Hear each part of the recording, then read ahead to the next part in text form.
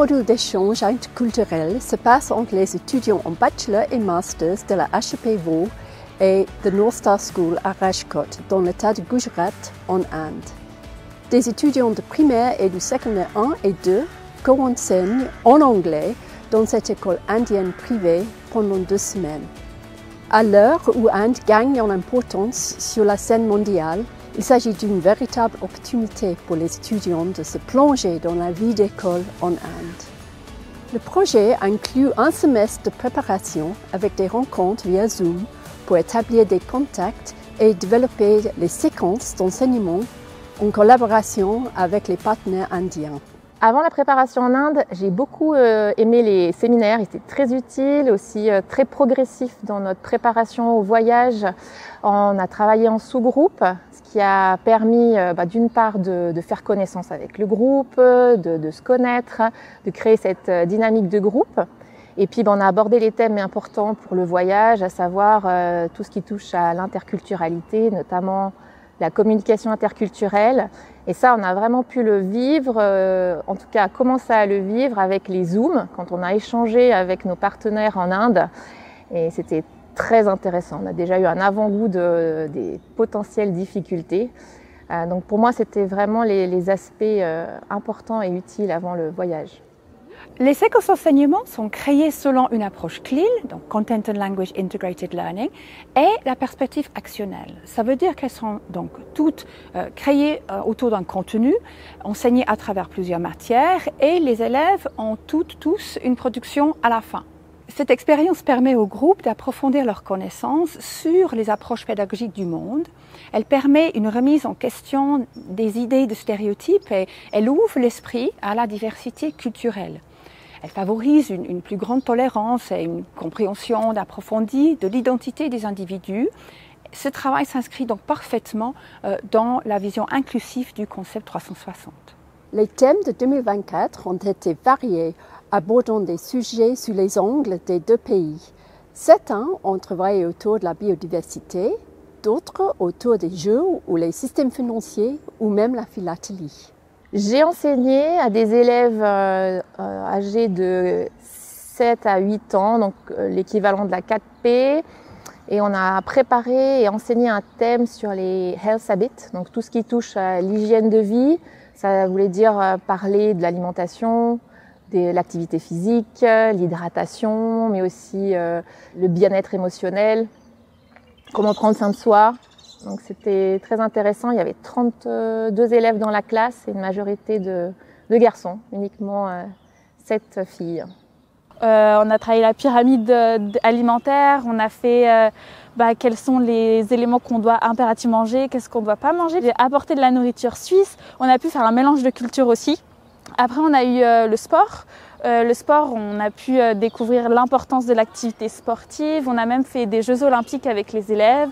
Je leur ai fait découvrir les sports en Suisse. Ils m'ont aussi fait découvrir les sports indiens. Alors bien évidemment, c'était en anglais. Donc même aussi pour eux, que ce soit pour moi qui n'est pas ma langue maternelle l'anglais, mais pour eux, ce n'est pas non plus leur langue maternelle. Ces 2 semaines de cours tous les jours à parler en anglais, on a pu travailler l'expression écrite aussi en anglais. On a préparé aussi sur la santé mentale et en Inde ils font beaucoup de méditation, des choses comme ça. On a eu une séance méditation avec nos élèves, on a travaillé sur les émotions, comment faire face à nos émotions, comment les gérer et non pas dire je suis triste, je pense pas à cette émotion. Et puis à la fin de chacune de nos séances, on mettait en place des séances questions parce que notre objectif final, le but de quand on est en Inde, c'était d'avoir un outcome de nos 2 semaines d'enseignement. C'était un trivial poursuite et c'est les élèves qui ont créé leurs propres questions. Donc à chaque fin de séance, c'est les élèves qui ont écrit les questions. Tiens, on pourrait mettre ça comme question. Et à le dernier jour de notre voyage, ils ont pu jouer à leur propre jeu de trivial poursuite. Sur place, on a enseigné la durabilité, donc c'était un module sur la durabilité. Donc premièrement, c'est quoi l'histoire de la durabilité? En gros, comment est né le mouvement en Europe? Quels sont les principes? Ensuite, on a étudié quelques cas spécifiques de la durabilité, notamment le principe du sable, l'utilisation du sable, l'exploitation du sable dans le monde. On a parlé aussi de l'utilisation des plastiques, justement, qui fait référence à la boîte que j'ai faite ensuite, qu'on a présentée en Suisse dans les classes. Ensuite, on les a fait travailler sur un sujet concret, c'est si on construisait un pont dans le Gujarat entre deux localités, quels sont les principes positifs, quels sont les aspects économiques, politiques, sociaux des communautés locales. On les a fait travailler sur ce projet-là et puis voilà, après ils ont fait un débat et c'était intéressant. Donc on a commencé par un aspect théorique, ensuite ils ont fait un cas pratique et on a terminé par un débat pour les faire un peu interagir ensemble et faire aussi des moyens pédagogiques qui sont un peu différents que le cours frontal, quoi. On doit aussi tenir un journal de bord où on écrit un petit peu nos sentiments, qu'est-ce qu'on a ressenti pendant les séances, qu'est-ce qu'on ressent sur place, la manière de travailler, etc. Et puis c'est très important parce que ça va nous aider à faire le texte de la fin qui était un texte réflexif sur toute l'expérience, sur tout le vécu et comment on est arrivé, enfin comment on était au point de départ et comment on est à la fin de toute l'expérience. Et ça permet aussi de prendre un certain recul que d'écrire ce journal et puis de voir notre évolution, entre guillemets, entre le début de l'année et puis la fin du projet. Le plus intéressant, c'était la collaboration avec l'enseignant sur place. En fait, avec de telles différences culturelles qu'on a entre nous, c'est pas toujours facile de collaborer. Et je pense que c'était le point le plus intéressant du voyage, qui s'est retrouvé dans mon texte réflexif. Alors Ruth et Lucie étaient très claires sur l'objectif, à savoir on était dans un contexte de Content-Based Learning and Teaching, ce qui voulait dire mettre en place une tâche authentique à réaliser en lien avec un contenu, c'est-à-dire lié à nos thématiques enseignées. La capsule indienne, donc un des 3 morceaux qu'on devait faire, c'est une boîte à chaussures. J'ai beaucoup aimé le concept parce que c'est très pratique. L'idée c'était de ramener des éléments d'Inde, des objets, des images, des épices libres à nous et de partager ça dans notre classe. Donc ça devait tenir dans une boîte à chaussures et j'aime bien le concept parce qu'on arrive avec notre boîte en classe, c'est un peu la boîte mystérieuse et autour d'un thème propre à nous, on devait partager ce qu'on avait vécu et des aspects qui nous avaient marqués. Alors ça c'est ma boîte. Moi j'ai conçu une boîte autour d'une histoire interactive. Donc j'ai fait une petite histoire qui s'inspire de mon histoire.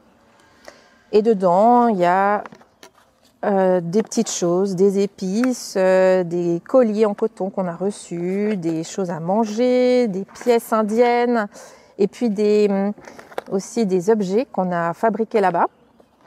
Et des enveloppes, ça c'était le principe de ma boîte en tant qu'histoire interactive.